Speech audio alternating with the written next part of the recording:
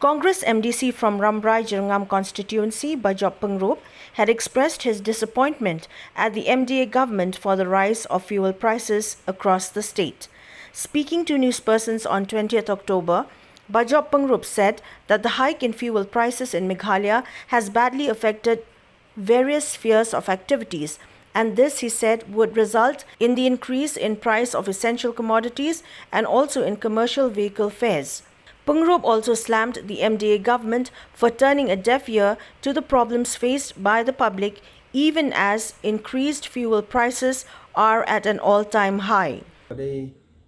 Ka sin ka ba ningkong ha ka history jonga na do bangala kha ka ne ka perthei banga yo I ba ka petrol ka poi ka dor sis pa tingka henrei ngi so si ba na kalian jong ka state government kim shim kya ne ka kam na mar ba ngim yo I weiru na kalian jong cabinet ba ken persyang ya kan ka jing e jong pat ba nama da ka jing kiu dor hi jong ka umpnyang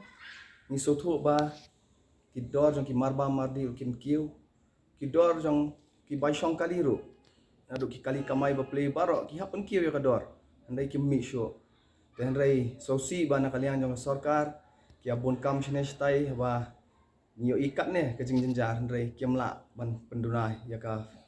kata ka dor yang ba la ka tax ba ki shim ka abun ba namar ba ka don certain percentage jong ka tax ka ba kayo na kini ki umpnyang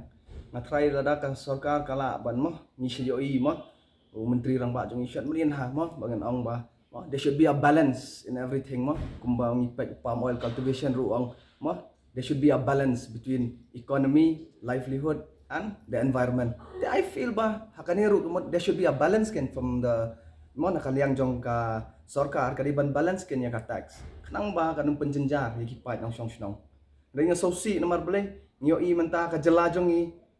katne ka jing jenjar bang syam ki issue bakhlut henrei national president juga NPP udang pun kam menlechna parti sya Arunachal Pradesh